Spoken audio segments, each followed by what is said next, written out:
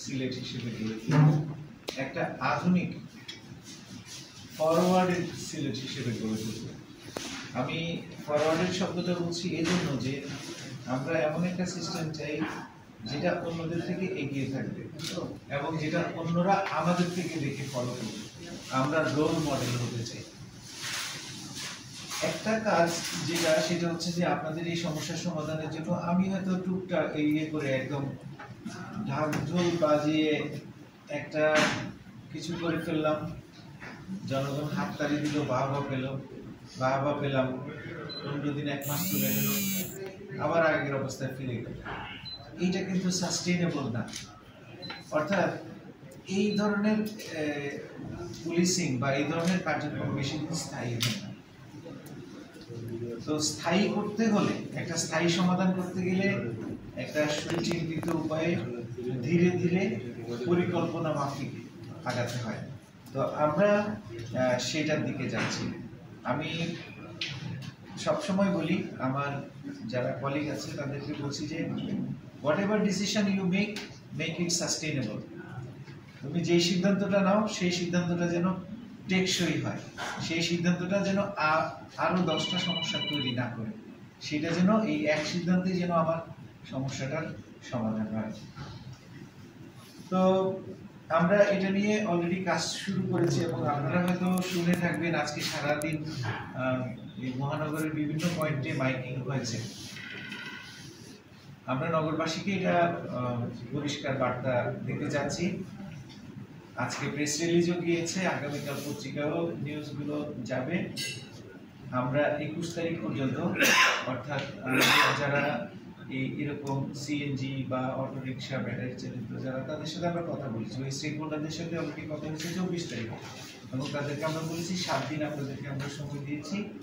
এর মধ্যে অবৈধ রিক্সা, ব্যাটারি চালিত রিক্সা, সিএনজি যেটা লাইসেন্সবিহীন, নম্বরবিহীন, ডুপ্লিকেট অথবা চোরাই, এই ধরনের জিনিস আমার এখানে চলতে পারে। এইটার ব্যাপারে আমাদের অবস্থান স্পষ্ট। এখন এই অবৈধ একটা কাজে আমরা যদি, অনেক সময় অনেকে এসে বলেন যে গরিব মানুষ, তাদের পেটে লাথি মারবেন। তো এই মানবিকতা দেখাতে গিয়ে যেটা হয় সেটা হচ্ছে যে এখানে একটা কেওস তৈরি হয় এবং এটার সুযোগে অন্য আরেকটা গ্রুপ তৈরি হয় তাদেরকে শেল্টার দেওয়ার জন্য। সেখান থেকে জন্ম নেয় চাঁদাবাজি এবং আস্তে আস্তে এটা ডালপালা মেলে একটা বিষ বৃক্ষে পরিণত হয়। তো জনগণের ভোগান্তি কিন্তু লাঘব হয় না। পার্কিং দেওয়া হয়েছে, সেই পার্কিংটা আমি তৈরি করি নেই, আমি সেখানে দোকান বানিয়ে দিয়েছি।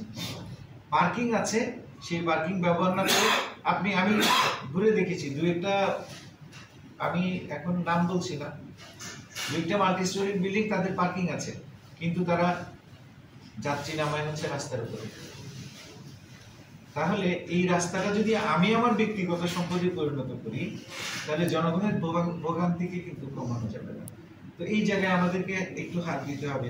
কিছু কিছু ক্ষেত্রে আমাদের হয়তো একটু আমাদের সিদ্ধান্তে হয়তো অনেকে খুব হতে পারে, মনক্ষুণ্ণ হতে পারে, কিন্তু আলটিমেটলি এই শহরটাকে বাসযোগ্য করতে হলে আমাদেরকে এগুলোর কোনো বিকল্প নেই। আমরা পরিষ্কার ঘোষণা দিয়েছি 21 তারিখের পর থেকে, অর্থাৎ 22 তারিখ থেকে ব্যাটারি চালিত রিক্সার বিরুদ্ধে আমরা সাঁড়াশি অভিযান করব। যদি প্রয়োজন হয় সেটাকে বুলডোজার দিয়ে গুড়িয়ে দেওয়া হবে। অবৈধ সিএনজি, ডুপ্লিকেট লাইসেন্স, চোরাই গাড়ি এবং বাইরের যে গাড়ি, এগুলো যদি এখানে থাকে, এগুলোর বিরুদ্ধে তাৎক্ষণিক সিদ্ধান্ত নেওয়া, তাৎক্ষণিক অ্যাকশন নেওয়া হবে। একই সাথে ফুটপাত, এটার ব্যাপারেও আমরা কাজ করব। তো সব কাজ একসাথে করতে গেলে অনেক সময় যেটা হয় সেটা হলো যে আমাদের কাজের গতিটা নষ্ট হয়। তো এই জন্য আমাদের একটু সময় দিতে হবে। আমরা এই কাজগুলো অবশ্যই করব, একটু ধাপে ধাপে ধীরে ধীরে। আপনারা যে পয়েন্টগুলো বলেছেন সেই পয়েন্টগুলো প্রত্যেকটাকে আমরা অ্যাড্রেস করার চেষ্টা করব। এখন আপনাদের এখানে যে সমস্যা সেটা হচ্ছে চেম্বারের থেকে যে আপনারা একটু নিরাপদে ব্যবসা করতে চান, আপনারা চান যে আপনার এখানে ক্রেতা আসুক। এখন ক্রেতা আসতে গেলে যে সমস্যাগুলো হচ্ছে, তো সেটা আপনাকে আপনার ব্যবসাকে ইফেক্ট করছে, আপনাকে ইফেক্ট করছে। তো আমরা এই অবস্থান থেকে আমাদের এই নগরবাসীকে মুক্তি দেওয়ার জন্য সর্বাত্মকভাবে কাজ করার চেষ্টা করছি, আমরা করে যাব। আমরা এই যে জিনিয়া যে অ্যাপটা, এই অ্যাপটা সম্পর্কে একটু বলি। সেটা হচ্ছে যে 999টা আমাদের দেশে অনেক পরে চালু হয়েছে। এই ধরনের একটা সেবা আমেরিকাতে বা উন্নত দেশগুলোতে 999, 1800 এরকম একটা মানে চালু ছিল, যে এখানে কল দেওয়ার পরে পুলিশ গিয়ে হাজির হয়। তো দেরিতে হলেও আমাদের দেশে সেটা আমরা চালু করেছি। আর জিনিয়া অ্যাপটা এবং এটার যে ফিচারগুলো আছে, এই ফিচারগুলো দুই একটা অন্যান্য দেশে হয়তো 2-1 বছর আগে চালু হয়েছে, 2-1টা চালু হওয়ার পথে আছে। আর কিছু কিছু ফিচার আমি এখানে যোগ করেছি যেগুলো এখনো কোথাও চালু হয়নি। সুতরাং আমরা যদি এটা চালু করি, এটা আমাদের জন্য একটা মাইল ফলক হবে। একটা আমি বলবো যে এটা শুধু সিলেটের জন্য না, এটা হয়তো আমাদের সারা বাংলাদেশের জন্য এই পদ্ধতিটা উপযোগী হতে পারে। এমনকি এটা হয়তো ওয়ার্ল্ড প্রপার্টিও হতে পারে। কারণ আমাদের একটা মডিউল আছে এরকম, যে আমরা আমাদের এই পুরো সিটিকে ড্রোন সার্ভেলেন্সের আওতায় নিয়ে আসবো। তো ড্রোন সার্ভেলেন্সের আওতায় নিয়ে আসলে যেটা হবে সেটা হলো যে যখন আমি একটা খবর পাবো যে এই জায়গা থেকে একজন আমার কাছে সাহায্য চেয়েছে, পুলিশ যেতে 5 মিনিট লাগবে কিন্তু আমার ড্রোন যেতে লাগবে 1 মিনিট, তাহলে সেখানে ঘটনাটা কি ঘটছে সেটা কিন্তু আমি অটোমেটিক রেকর্ড করতে পারবো। এই সাক্ষ্য প্রমাণটা আমার একটা ব্লকচেইন টেকনোলজির মাধ্যমে একটা জায়গায় স্টোরেজ হবে এবং এটাকে আর ট্যাম্পার করা যাবে না। তাহলে এটার আলটিমেট সুবিধা যেটা হবে সেটা হলো যে আমরা এই মামলার তদন্তের রিপোর্ট দিয়ে দিতে পারবো 7 দিন। আর সাক্ষী প্রডিউস করে যদি আদালতে নিয়ে যাই অত্যন্ত অল্প সময়ের মধ্যে, হয়তো 1 মাস 2 মাস বা 3 মাসের মধ্যে কিন্তু জাজমেন্ট দেওয়া সম্ভব হবে। তো আমাদের এই ক্রিমিনাল জাস্টিস সিস্টেমের মূল উদ্দেশ্যটাই হলো সমাজকে সংশোধন করে, একটা দৃষ্টান্তমূলক শাস্তি দিয়ে সমাজে অন্য কেউ যেন এই অপরাধে লিপ্ত হতে না পারে তার ব্যবস্থাটা করে। কিন্তু বাস্তবতাটা হচ্ছে এরকম যে আমাদের ধরেন একটা মার্ডার কেস হলো, এই মার্ডার কেসে তদন্ত করতে আমরা সময় নিচ্ছি 2 বছর, তারপরে হচ্ছে এটা আদালতে যাচ্ছে, আদালতে সাক্ষী প্রডিউস করা, সাক্ষীদেরকে নিয়ে আসা, এবং মানে এখানে যারা সাক্ষী আছে অনেক সময় তারা সাক্ষ্য দিতে চায় না, বারবার সময় নেয়, এই করতে করতে দেখা গেল যে ফাইনালি এইটার হয়তো রায় হচ্ছে 20 বছর করে। একটা জেনারেশন কিন্তু পার হয়ে যাচ্ছে। তখন যদি তার ফাঁসিও হয়, এইটা সমাজের উপর কোনো প্রভাব ফেলে না, কারণ ওই ইমোশনটা 20 বছর পরে মানুষের মধ্যে থাকে না। এবং ওই ইমোশন যাকে টাচ করেছে তাদের অনেকেই হয়তো পৃথিবীতেই নেই, আরেকটা জেনারেশন চলে আসছে, তারা এইটাতে ফাঁসি দিলে কি আর খালাস দিলে কি। তার মানে হচ্ছে যে আমাদের ক্রিমিনাল জাস্টিস সিস্টেমটা সমাজের ন্যায় বিচারটা বা সমাজের ওই যে ডেটারেন্সটা সেটা ক্রিয়েট করতে ব্যর্থ হচ্ছে। তো এই জায়গায় আমাদের একটু হাত দেওয়া দরকার। আমরা যদি এই সিস্টেমটা চালু করতে পারি তাহলে সেটা আমাদের এই ললেসনেস যেটা সেটা পরিপূরক হিসেবে সেখানে আইনের শাসনটা কার্যকর করার ক্ষেত্রে আমরা একটা ধাপ এগিয়ে যেতে পারবো। এখন ধরেন আপনি এইখান দিয়ে একটা পয়েন্টে যাচ্ছেন রাত 10টার সময়, আপনার ভয় আছে এখানে ছিনতাই হতে পারে, এখানে আমার টাকা পয়সা সব নিয়ে যেতে পারে, আমি বাধা দিলে আমাকে ছুরিকাঘাত করতে পারে। তো আমার অ্যাপস এর মধ্যে এরকম একটা বাটন আছে, ওই যে লাল একটা বাটন আছে, আমার কাজ হচ্ছে শুধু আমি ওই বাটনটা একবার প্রেস করব। একবার প্রেস করলেই আপনি কে কোন জায়গা থেকে আপনি সাহায্য চেয়েছেন এই পুরো সিস্টেমটা আমাদের কন্ট্রোল রুমে চলে যাবে, এবং কন্ট্রোল রুম থেকে অটোমেটিক্যালি রিডাইরেক্ট করা হবে যে আপনার কাছাকাছি সাহায্য দেওয়ার মতো সবচেয়ে কাছে কোন অফিসারটা আছে। এই সিস্টেমটা পুরোটাই হবে অটোমেটিক।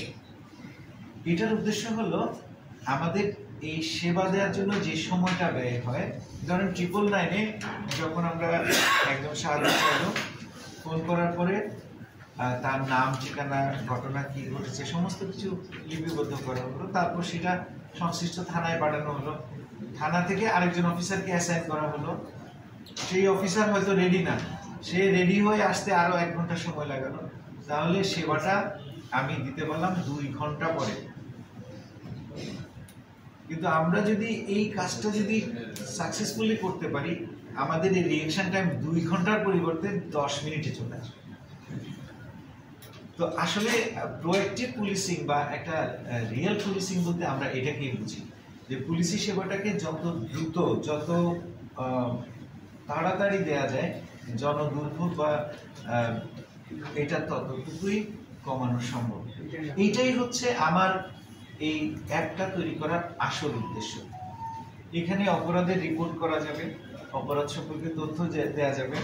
আমরা এখানে আলাদা করে 3টা ডেস্ক বা 3টা শাখা তৈরি করেছি, যাতে রেসপন্সটা কমিয়ে সেবাটাকে দ্রুত করা যায়। বিশেষ করে নারী, শিশু এবং ভঙ্গুর জনগোষ্ঠী, বৃদ্ধ, সিনিয়র সিটিজেন, তাদের জন্য একটা ডেস্ক, যারা প্রবাসী তাদের জন্য একটা ডেস্ক, এবং জেনারেল আরেকটা ডেস্ক।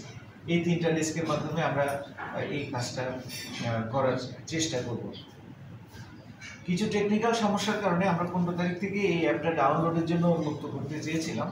কিছু টেকনিক্যাল সমস্যার কারণে আজকে 16 তারিখ এখন আমরা এটা করতে পারিনি। গুগল প্লে স্টোরে এটা অলরেডি অ্যাপ্রুভ হয়েছে, অ্যাপল স্টোরে এখনো অ্যাপ্রুভালটা আমরা পাইনি। আমরা ওয়েট করছি, অ্যাপল থেকে অ্যাপ্রুভাল পাওয়ার পরেই আমরা এটা মাস ক্যাম্পেইনে যাব এবং হচ্ছে এটাকে ডাউনলোড করার আমরা সুযোগ দেব।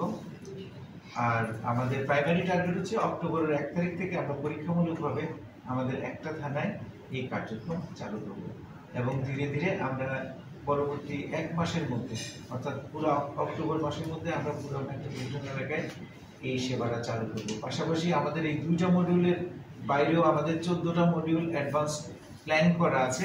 আস্তে আস্তে আমাদের এই জিনিসগুলো ইমপ্লিমেন্ট করা শুরু হবে।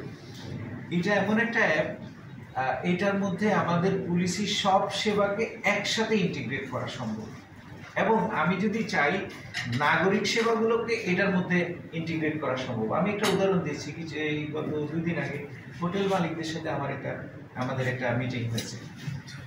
তো আমি যেটা ফিল করি, যে আমি যখন ঢাকা থেকে এখানে সিলেটে এসে একটা হোটেলে গেলাম, বলছে সিট খালি নেই, তারপর আমি আরেকটাতে গেলাম, তারা বললো সিট খালি নেই।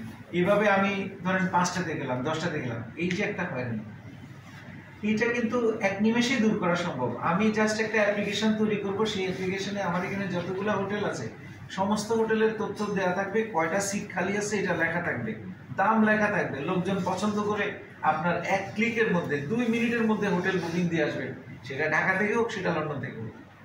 তাহলে আমার ভোগান্তিটা কমে গেল।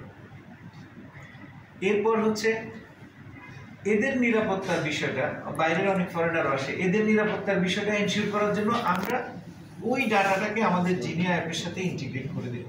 তাহলে হচ্ছে কি, তারা আমার এই সেফটি নেটের মধ্যে চলে আসলো।